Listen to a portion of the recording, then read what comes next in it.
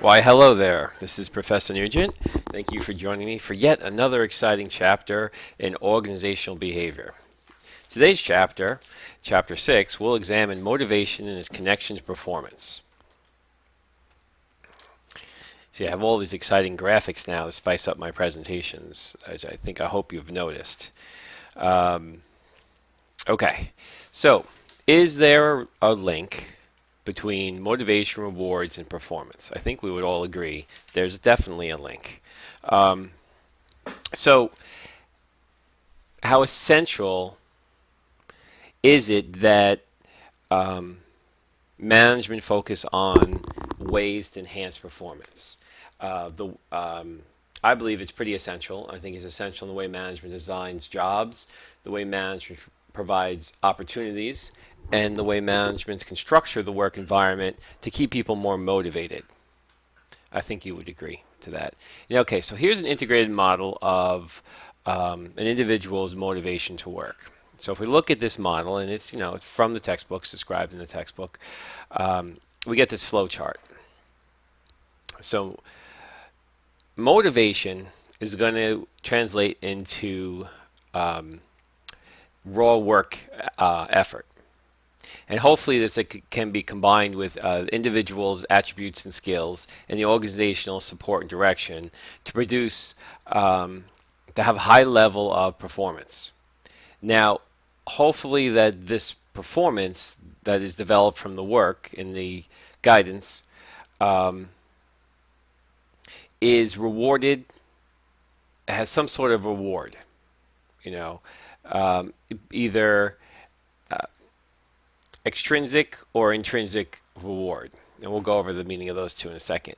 Then the rewards are compared for equity against their peers, and then this leads to job satisfaction. If there is satisfaction, then that will fuel the motivation to keep the cycle going. If now, when we talk about intrinsic rewards, it's more dealing with internal,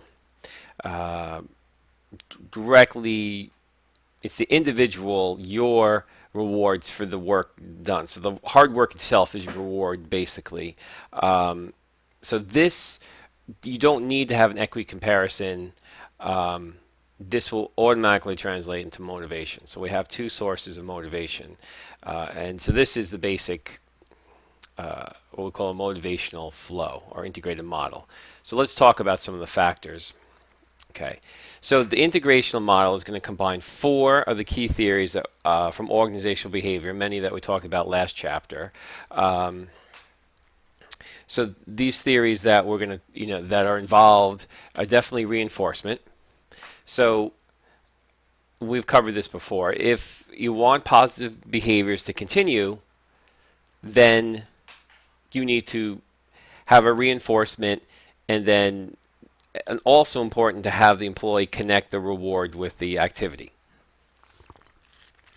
Sort of like when you train a dog to shake hands, you give him a biscuit afterwards, and then he learns that shaking hands results in this reinforcement of the biscuit reward.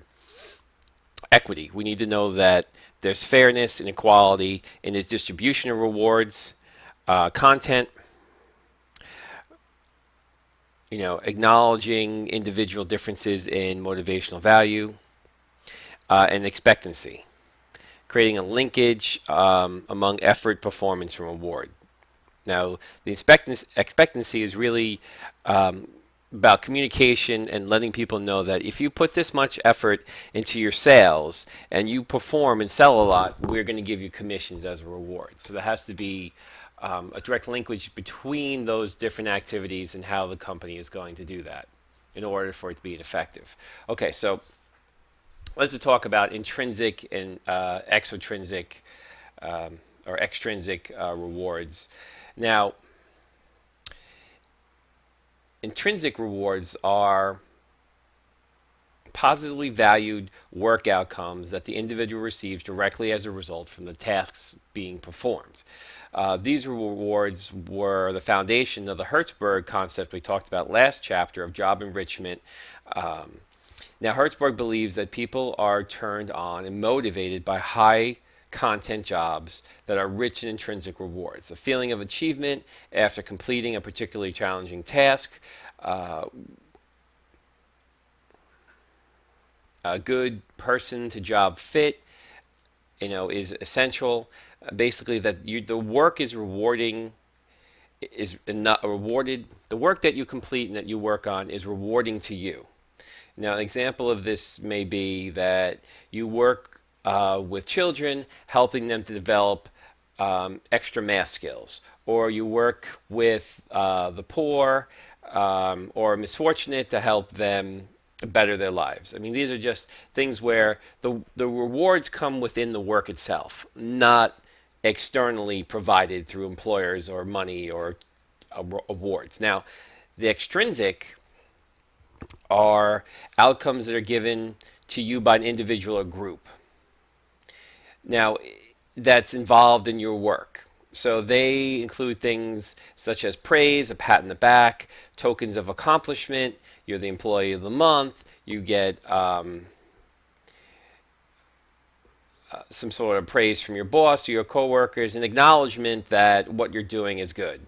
And this could be with, it can deal with compensation, pay, other benefits, bonuses, things of that nature, all an extrinsic reward. So, like all extrinsic rewards, pay and benefits have to be well managed for positive motivation impact, for maximum impact. How often have you heard someone say, I'll do what I can to keep this job. The pay and the benefits are unbeatable.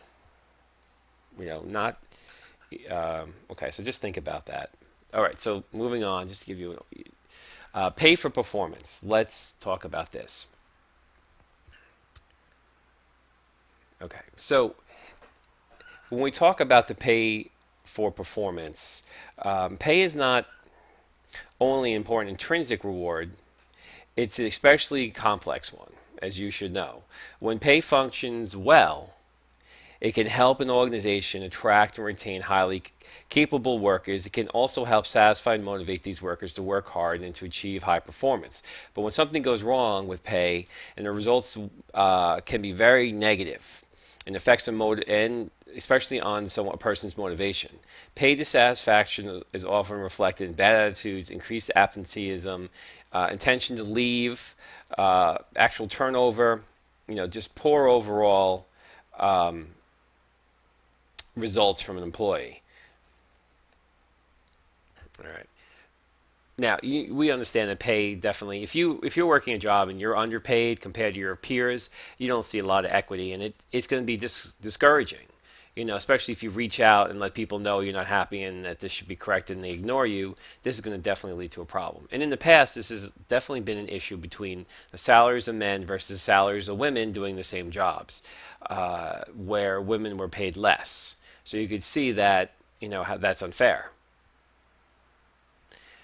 So pay is a really particularly difficult avenue. Now, I believe in that every company, now this is controversial, so don't flip out, but every company should have an open payroll system, that everyone's pay should be known by everybody in the company. This keeps things very equitable. This keeps people from guessing. This keeps unfairness from creeping into the system. So that way, if they're going to pay someone a lot of money, they better have support for it. Otherwise, they're going to have to answer to other coworkers. So it keeps the management honest. It keeps the shareholders, if it's a public company, the shareholders are more protected by this because they can't give raises to people because of their friends or their relatives or their buddies. It's going to make it for a more careful and well thought out system when people get increases or starting pay. And also when any unfairness does develop, it could be, looked into and corrected quickly before any negative consequences occur. Okay. So when we talk about merit pay is a way to directly compensate people above, it's above the standard raise or evaluation. It's a way they can tie an increase to someone's salary by measuring their accomplishments or for a specific period of time. So merit pay is a way to encourage you to keep working above and beyond your job description. So it's a very good way of motivating people to work harder. Now, a bonus, we all love our end of the year bonuses, which I don't get one, but I used to, and it was wonderful. Um, so if you meet certain benchmark marks above expectations, um, and related to how the company does, you can get a bonus at the end of the year. And I think that is very motivating, especially if you're working in a sales oriented aspect and the bonus is tied to the performance of the company, then that's certainly going to be a great thing. And some companies can give some outrageous bonuses, especially in the finance world, which I have a history of. Um, okay, gain sharing. Now these are opportunities and rewards the workers are given um,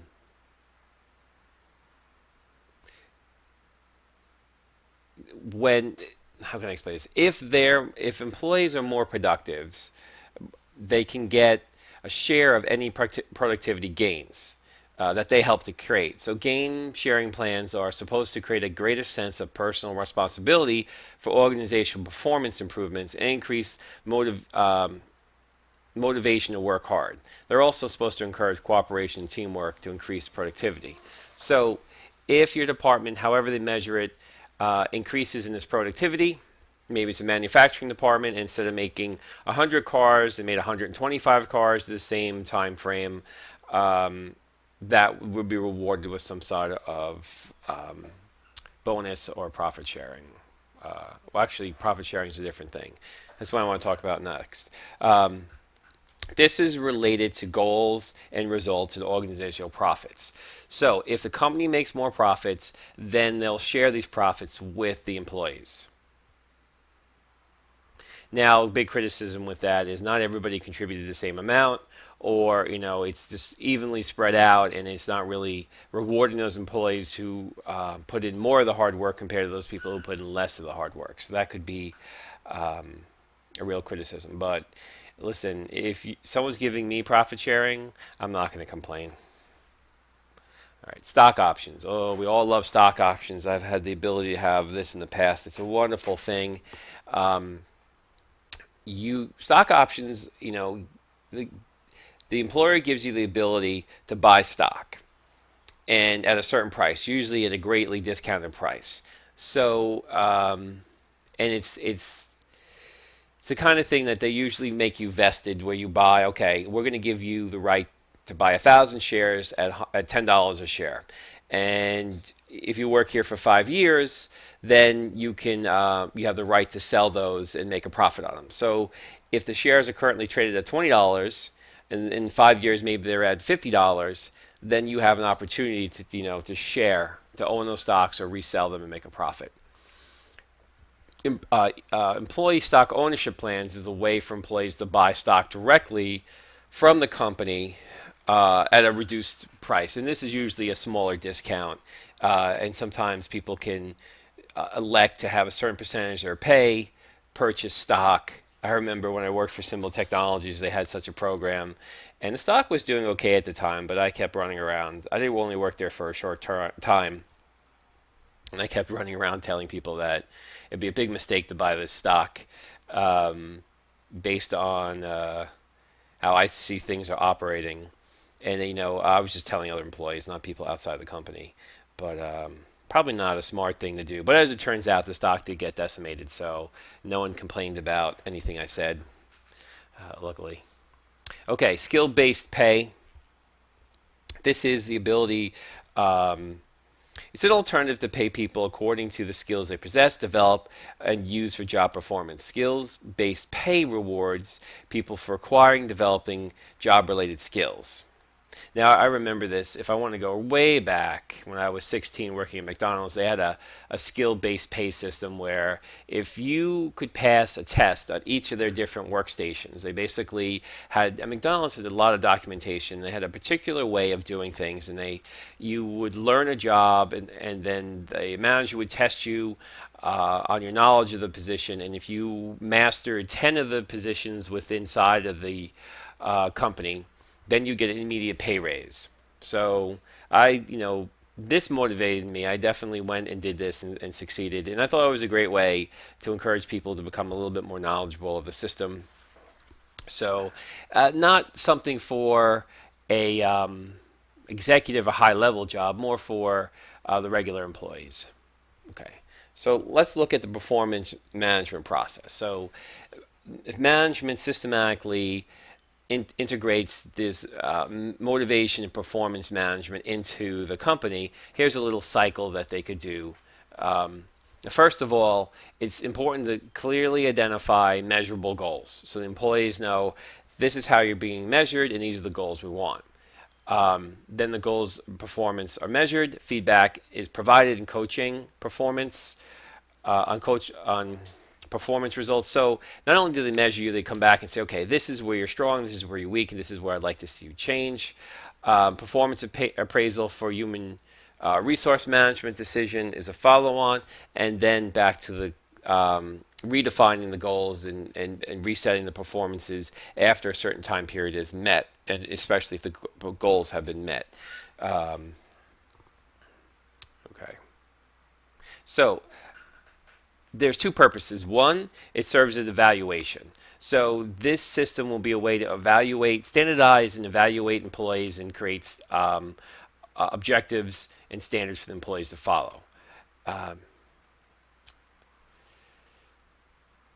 it is also developmental, has a developmental purpose to help the employee grow and develop and enhance any weaknesses. I'm not enhance, improve any weaknesses and enhance any strengths. I think would be a better way of saying that. All right. Okay. Ooh, fancy graphic. So, what are the essentials of performance management? Well, one is output measures, assessing the actual work results and make sure that they're fair and accurate, and the activity measures, assessing the work inputs in respect to the activities tied to the work, the efforts expended. So you really, in order for this to be successful, things have to be measured properly. Otherwise, the employee will feel that it's not fair and it's not accurate. And if it's not accurate, the company may not be getting the best use out of it. So one particular tool that's essential for this performance management is performance appraisal. And we've all been in these performance appraisals. And it's a procedure that's documented that the manager works with human resources and they come up with an assessment of an employee, and sometimes these assessments are done in different ways by different companies. I have to say that in my past, managers have greatly fallen down on their responsibility as performance appraisal. I can't tell you how many times I got a raise with no appraisal. Where I've worked for companies for years, never sat down with my boss to say, okay, this is what you've done, this is what I'm happy with, this is what I'm not happy with, this is the raise I'm giving you and why, this is what I want you to do in the future. I could say I've had one very negative performance appraisal that was unfair, and I think was motivated by more personal reasons rather than actual work-related reasons, and that was a huge demotivator. I basically stopped all work and began looking for another job. So managers have to be very careful with how they make performance appraisals of subordinates. And I'm going to give you some advice to any of you who might be managers or could be managers in the future. If you have bad stuff to say or negative or problems with the employee, don't bring it up during the performance appraisal as the focus of your performance appraisal. That's just weak management. You need to monitor your employees during the year, and when a problem starts to occur, during the year you go and say, listen, I'm having this problem with you, I don't like what you're doing here, I feel your performance is not good, I want you to change this. Give them the ability to understand what you're saying and make improvements. So by the end of the year, this performance appraisal could be a more positive event. So you could say, listen, I gave you this feedback during the year, you really responded to it, you came around and you've become a much better employee, and I'm very happy to give you this increase. It will lead to a much successful subordinate manager relation. It will lead to much more motivational enhancements in the employee. So just think of that if you're ever in charge, because I know you never get proper, as a manager, they never tell you how to properly appraise your employees. They just throw you here, appraise your employees. They give you no training. They expect you to figure it out. And most managers, which I'm sure you will agree, are terrible at this. So just sort of my 2 cents here. Okay. So what are the essentials of performance appraisal? Uh, Now, to go into a little bit more deeply, ranking. So you have to be able to rank the person's ability. The simplest approach is done by rank ordering each individual from best to worst on overall performance, on specific performance dimensions. It could be a really good, and sometimes the ranking is something you keep internally to yourself or you may share with the employee. That's a tricky topic, though. Paired comparisons, ratings compared to each person with every other person. So that's an alternative in which each person is directly compared to other people being rated. Each person's final ranking is determined by the number of pairs for which they potentially emerge a winner. So it's sort of like, you versus employee A, you win. So you versus employee B now, you win. You versus employee C now, you win. You versus employee D, you lose. Employee D, So it's sort of this paired head-to-head matchup. It gets quite complicated when many people are involved. I don't recommend it. Forced distribution. Another alternative. This method forces a set of percentages of all people being evaluated into predetermined performance categories, such as outstanding, good, average, or poor, sort of like a scale of 1 to 10.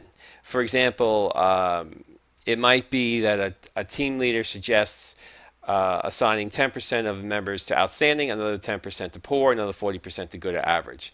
And this method eliminates tendencies to rate everyone about the same. Because some managers are lazy and they'll just give everybody excellent so they don't have to hear it from their employees or fight with them. Microsoft is famous for doing this, where they say you have to rate, 20% of your guys in outstanding category, 80% in average to good, and 20% to poor. What I don't like about this forced distribution is, what is everybody's good or average or great, or everyone's poor? I mean, it prevents you from telling what's really happening, and it can distort reality. I also don't like when the performance appraisal comes from one person. I think performance appraisal should be involved with multiple managers or managers and peers. It's just really hard when it comes from only one source, only one person. All right. So what are the essentials of performance appraisal? One can be graphics. So you can graphically have a scale with different dimensions where they could see how you're ranking them in different categories. Now, you can also link your categories to behavior, specific instances of job-related behavior. So if you're going to say, I think you have a bad attitude, and I'm giving you a 1. Okay, well, you should be able to back that up with specific examples. And so I would be like, okay, I think you have a bad attitude and you've been rated a 1 and you're rude and disrespectful. And here are my examples. 1, when Susie announced it was her birthday, you screamed, "Who cares?" and threw the cake in her face. That was not good. 2, when guests came to visit the factory, you shouted rude obscenities at them and made rude hand gestures. 3, when my wife came to visit the office, you called her a whore and then slapped me in the face. I found these all to be of a poor attitude. So there you go. Now the employee has these examples. He can't really argue with it. It's just a way to really prove that you have a more well thought out support for your decisions on these rating scales. Now, a critical incident diary is a great way for you to keep a diary of examples of a person's work behavior that led to unusual performance, either good or bad. So now, let me tell you, I haven't found a manager out there who has the time or motivation to do this. But it would be a great thing if you did. Imagine if your manager kept a diary on you and kept track of all your successes, and then they were able to use these during your evaluation. Now, here's my hint for you. If you want a raise, you can never go back after your raise has already been issued and change it. The manager will not be embarrassed by going to his boss and trying to change it. It's just too embarrassing and just admitting he's wrong. what you need to do, and here's the successful tactic for getting a good raise: keep track of all the good things you do. Keep track of your own diary and write down every time you achieve something, make a goal, do something good, or extra things you work on every time you went above and beyond. And at the end of the year, write these up as bullet points and send them to your boss and say, before the evaluation or reviews are made, say, here's the example: email to your boss. Dear boss, I know evaluation period is coming up, and I know that this can take a considerable amount of time and effort on your part. I wanted just to highlight some of my enhancements and improvements during the year to give you an idea of of how much I've improved. And you can list everything, give them to your boss. Your boss is going to be, wow, this is wonderful. I'm just going to cut and paste all these examples into my form that I got to fill out for human resources. And then he can't but help give you a decent raise. So that would be and I would also have a individual chat with your boss before raise time. Say, listen, I know raises are coming up. These are my expectations based on this, and do you think these are achievable? And really kind of take a proactive approach to getting that raise. Already this class, just that advice alone will make you probably another $100,000-$200,000 in your lifetime income. So this class really pays for itself if you want to think about it that way. Here's an example of a rating scale, pretty common sense. Here's another example of bars that could be used from a 1 to 5 rating that gives specific examples of how the ratings are translate into performance. Now, a 360 evaluation. Now, I like this idea, and I think it's a great approach. Now, of course, it combines evaluations from multiple sources, and it's very common now in horizontal and team-oriented awareness structures. The 360 evaluation has also moved online with software that collects both collects and organizes results and ratings from multiple sources. And a typical approach would ask you to do a self-rating and evaluation, your boss, coworkers, clients, peers, subordinates, internal, external customers, suppliers, as many sources as they can to really get a whole picture of you from everybody you interact with, including yourself. And this could be something that the manager could look at and say, okay, this is good. Your interpretation of your performance matches your peers and matches your customers and suppliers, and it's also closely to what I'm thinking. So, or it could open a boss's eyes saying, hey, I really thought you were a stooge, but apparently everyone loves you and you do a great job, and I really can't complain about that. So that's why I think the 360, anytime you bring more eyes into the evaluation, the better. Okay, let's take a moment here to think about the performance management discussions that you've had with your manager.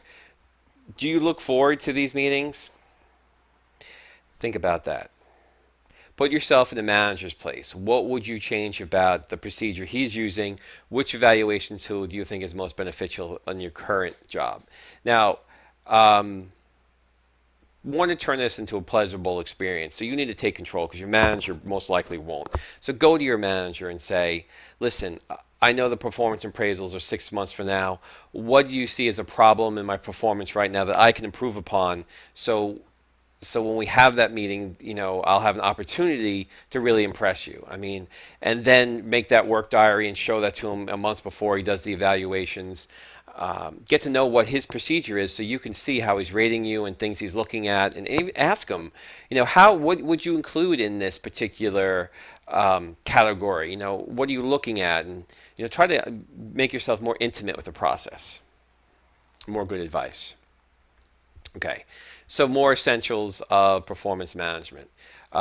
So for it to be meaningful, reliable, it has to be consistent each time it's used in the same person or situation. It has to be valid.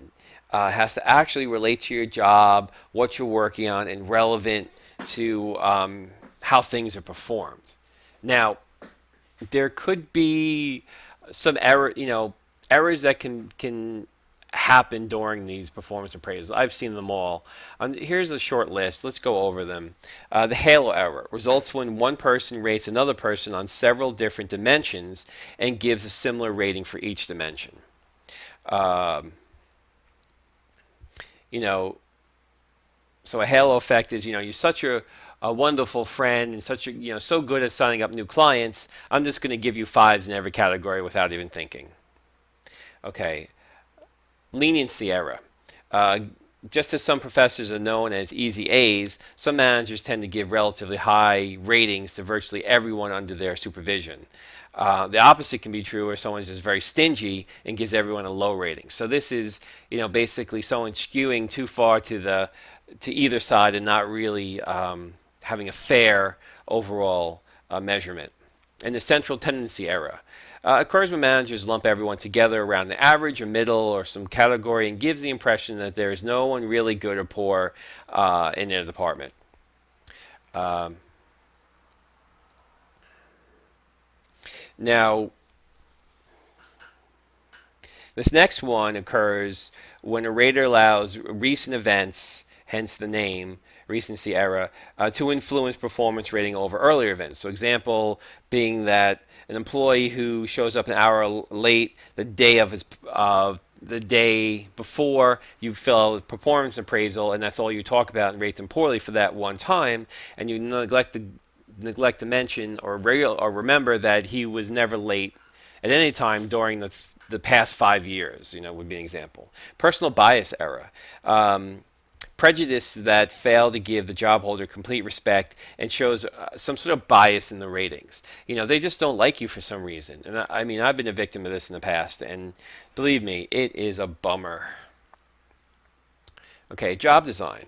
So if you could design a job that leads to more motivational, better motivational outcomes, shouldn't that be done?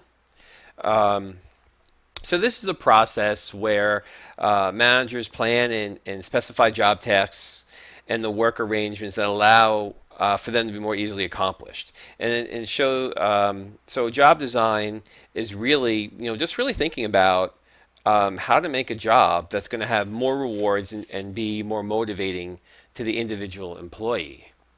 Now, for example, here's some job design strategies. Simplification. Basically, well documented uh, functions, responsibilities. Now, if this is job simplification is high, that's going to lead to more motivation because they'll feel more confident. They'll be easier and less frustrating to do the work. Now, job enlargement or rotation. This is where you know,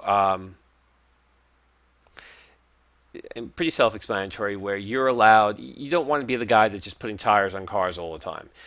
It gets boring and frustrating and it leads to burnout. So a job enlargement rotation is basically doing more tasks, taking on, maybe you're a management trainee and you're going from sales to finance to marketing, and you're just really enhancing what you do in the scope of your job. And job enrichment is the ability to improve yourself and learn more and advance. So these are three definite aspects that have to be built into any job design to keep people motivated and happy. Now, the scientific management is a systematic organization of thoughts or study looking at job components, develop practices to increase people's work efficiency. Now, the history is basically traced back to Frederick Taylor's work in scientific management in the last century. Taylor he wanted to create management and organizational practices that would increase people's efficiency at work.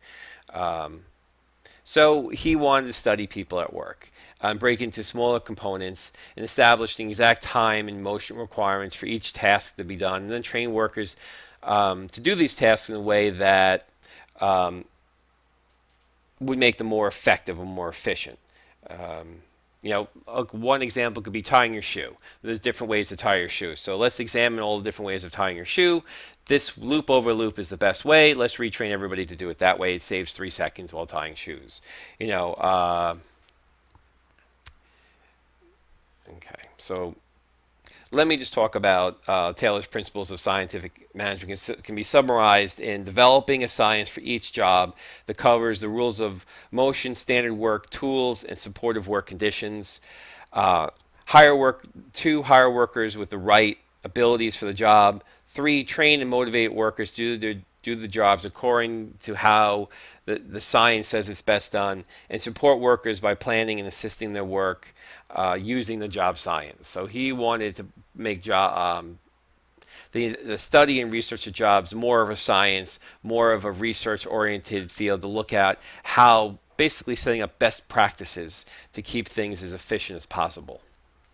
Okay, so let's talk about job simplification. I talked about that when we showed that the continuum chart of job design strategies. So job simplification is used to describe a scientific management approach to the job design that standardizes the work procedure and employs people in routine, clearly defined, highly specialized tasks.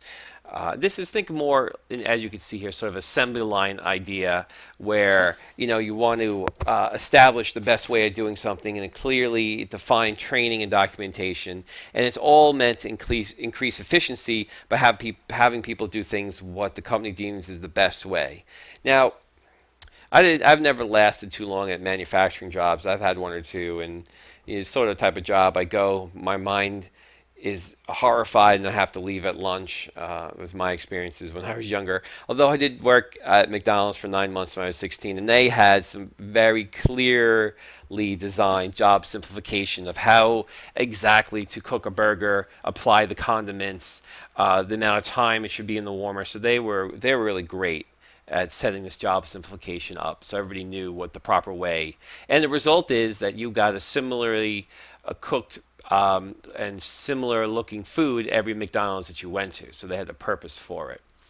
Now, job enlargement, let's talk about this. So we want to increase the amount of tasks and the variety by combining 2 or more jobs or tasks that were previously assigned to separate workers. So sometimes called horizontal loading, this approach increases job breadth by having workers perform more tasks. So it makes a job more interesting. Hopefully it's not just giving you more work. Some work should be taken away when other work is introduced. And job rotation is just shifting workers among different tasks or different departments. And this is a great way of training somebody, especially in management, so they understand how the whole company works, gives them a better overall understanding. Kind of think of the simulation as your job rotation, where you're going from the sales to marketing to production to a finance. You're doing all the jobs, and you're just rotating in every round to get a better idea of how everything works together. Job enrichment, if we look at job enrichment, this is another design alternative. And back to Frederick Hertzberg's 2-factor theory of motivation, as we talked about in last chapter. The theory suggests that jobs designed on the basis of simplification, enlargement, and rotation shouldn't be expected to deliver high levels of motivation. Why? Well, Hertzberg explains, should a worker become motivated when 1 or more meaningless tasks are added to the previously existing lists, or when work assignments are rotated among equally meaningless tasks? Today you put the tires on, tomorrow you put the trunks on, the next day you put the hoods on. He recommended that isn't enough. Just going from one boring task to the next is not going to really satisfy anybody. And I could say, I've had jobs where I did one boring task after the next, and it was never enough. That's where job enrichment comes in. And he recommends that, to build higher content jobs which would have more motivating factors such as responsibility, achievement, promotion, recognition, personal growth, that this is a key aspect to enhancement and developing motivation. Okay, so if we look at a job characteristics model, many organizational behavior researchers have been reluctant to actually recommend job enrichment as a universal solution to all job performance and satisfaction problems, particularly given that many individual differences among people at work. Their answer to the question is, is job enrichment for everybody in every job in every company? It's clear that no, it's not. Present thinking focuses more on a diagnostic approach to job design, and this was developed by Hackman and Oldham. Their job characteristics model provide a data-based approach for creating job design with good job the person fits that maximize potential and motivation and performance. Um, let's see. So here's the job characteristics model. Um, Now, the core characteristics would be job variety. You know, the degree at which a job includes various tasks and activities that utilize different skills and talents. The task identity, a degree at which a job requires completion of a whole and identifiable piece of work. I built this product, you know, or I completed this service transaction. One that involves doing a job from the beginning to the end to see a visible outcome, so you feel like you're a part of something. Job significance, the degree at which a job is important and involves meaningful contribution to the organization and is shown to be an important part of the company. Um, Autonomy, the degree at which you can work alone, have some freedom, independence. No one likes, the worst job I had was where the boss's desk was directly behind mine. He could see everything I did all day. I felt like I had no autonomy. Just I couldn't sit there and stare at my screen for 5 seconds without him saying, you doing work there? Very annoying. Job feedback. We need to know how we're doing. Clear information is all about communication, people. I can't stress that enough. Now, when we're looking at critical psychological states, um, we're hoping that these core characteristics translate into a meaningful work experience, that you have responsibilities, that you have a connection to your work output, and and you have an actual knowledge of how you're doing in the results of your work. And this should translate to the work outcomes. So you develop more intrinsic motivation. Um, your quality of your work is much higher. Your satisfaction with your job is more higher. And in turn, you're going to have a lower absenteeism or turnover. Um, just the basics there. So let's move on. All right. All right, sort of what I was talking about before.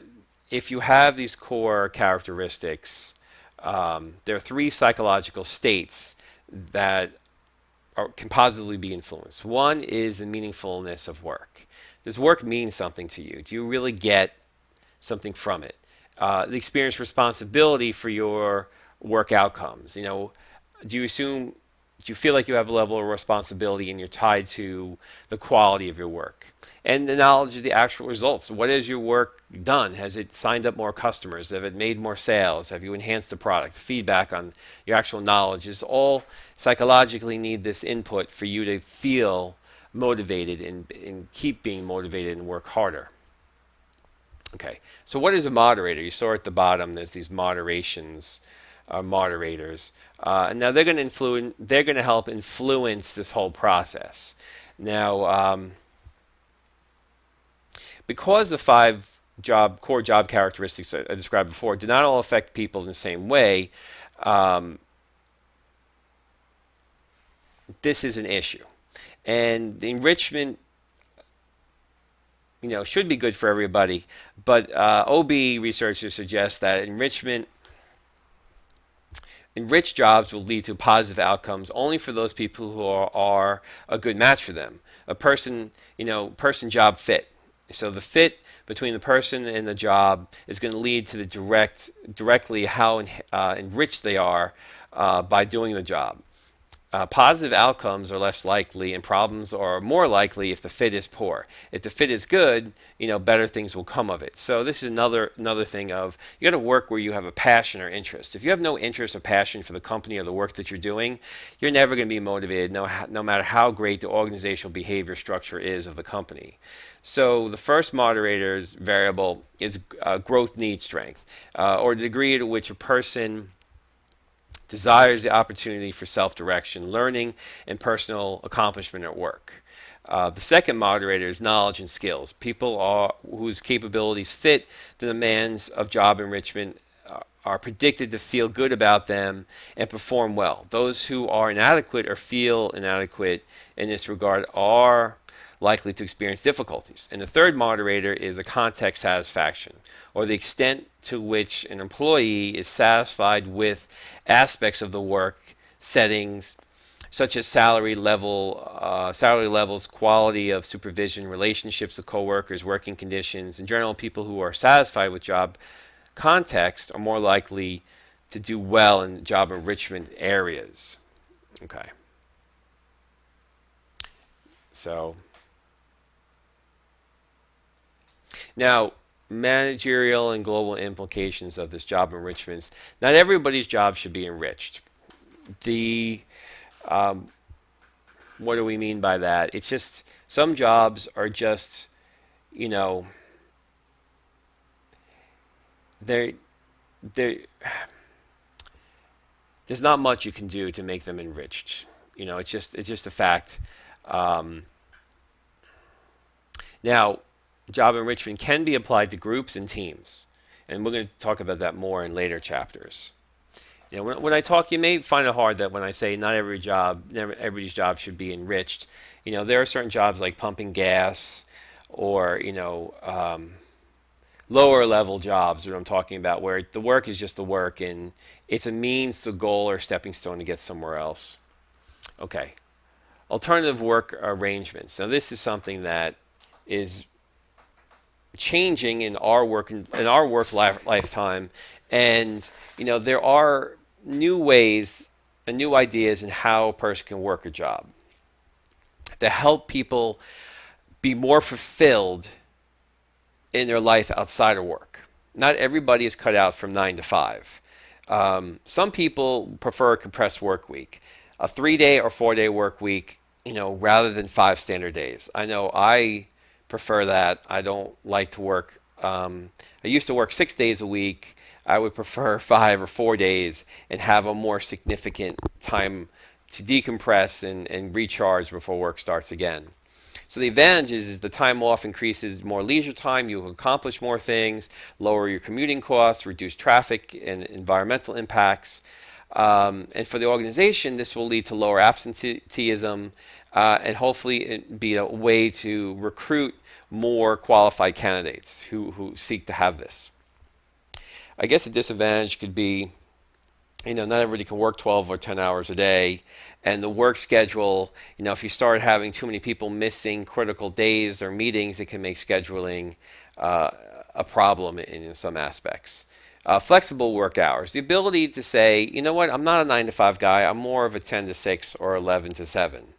And this enables people with children who need to be home in the morning or maybe get home earlier in the afternoon. And it gives you more satisfaction because the job is working more towards what you need in your life. And this could definitely help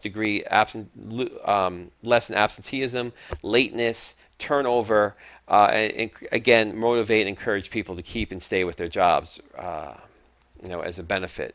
Job sharing, this is something I've never quite seen done anywhere, but the idea is you have one full-time job and 2 people doing it.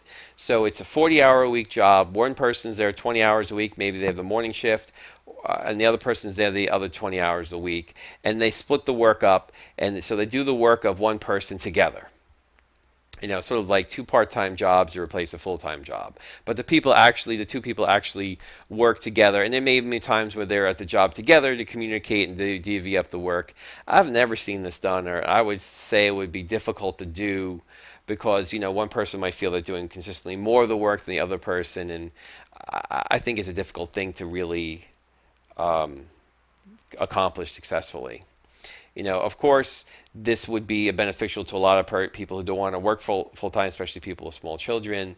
And you'll be able to keep some very, very, unfortunately, companies sometimes lose some very talented, knowledgeable people due to certain situations where they can't work full time. This way, you'll be able to keep them, and at a certain point, maybe they can go back full time again. Okay. Now, work sharing. This is where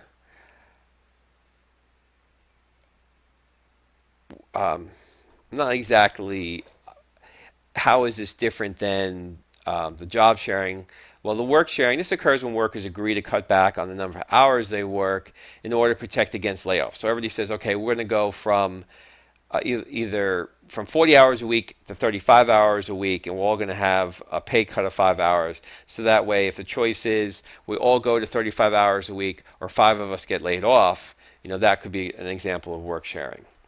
Um, in the 2008 economic crisis, for example, workers in some organizations did agree to voluntarily reduce their paid hours worked so that others could not lose their jobs. And many employers try to manage the crisis of voluntary work sharing with people. And in some cases, furloughs were used where people said, okay, we're gonna take a week off without pay, and if everybody takes 1 week off without pay, we could save one worker's job. So it's sort of like everybody pitching in during hard times. Telecommuting. We're all taking this online class, so it's sort of like telecommuting into the classroom. People do this with at work also, where people may be in the office 3 days a week and telecommute 2 days a week. I think we're all very familiar with how this works, and we're all very excited about the potential for this. I personally believe that every job should allow a person to telecommute as much as feasibly possible.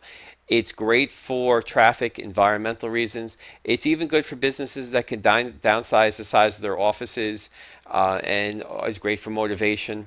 And the tendency is that people actually do more work at home than they do when they're at work. Because, for me, I've telecommuted in the past, and I could either be at work talking to my coworkers around the water cooler or looking at Facebook, or when I'm home, I feel like, oh my God, it's such a privilege to be home and telecommuting. I want to really show that I have a decent amount of productivity and output, and you work extra hard to really show that and try to keep that telecommuting aspect of your job. And the advantages and disadvantages of this are pretty obvious. If you 100% telecommute, you will kind of feel disassociated from your coworkers. You won't feel like you're part of something, which can be a basic need. So I always agree that telecommuting should be a percentage of someone's job, not 100%. Okay. And of course, there is part-time work, which is not quite job sharing, but you just work part-time. For those, a lot of people, not everybody can work full-time. Not everybody's cut out for it, and I think it's a great way for organizations to have a more diverse amount of workforce, can lower labor costs. Some people who voluntarily want to go part-time can actually manage their full-time job on a part-time basis. And that this kind of leads to the question, of people padding their jobs where their job is really only 20 hours worth of work, but they stay there 40 hours a week. So why not, if they want to go part-time, let them do the job in 20 hours and they can stay home the other 20 hours. You can see how that saves money. And it could be also good for businesses that need to ramp up at certain times of the year. So someone has a more flexible part-time schedule. Perhaps they'll work less in the summer, but more in the winter or Christmas season, as examples. And of course, the disadvantages is, if they're actually working two part-time jobs, that could be an issue. Or if they're not going to be able to qualify for benefits or pay raises. Usually the part-time employees are, should I say, SHIT on. They really aren't given the same respect as the full-time employees or benefits or considerations. And we all have witnessed this in the past. Okay. All right. So that's this week's lecture on Chapter 6. Join me next time for Chapter 7, where we're going to move into teams and organizations and talk more about how important teams are. And I can tell you from every student that I've talked to in the past, on every job interview, they now bring up, give me your team experiences. When were you a leader in a team? What are some problems you've experienced in the team? And what are some successes in your team involvement? So teamwork is big, big, big in companies today, and everybody wants to know about it during the interview process. And it's something that definitely would give you the skills to be successful at work. So that's next time. Please join me. Take care.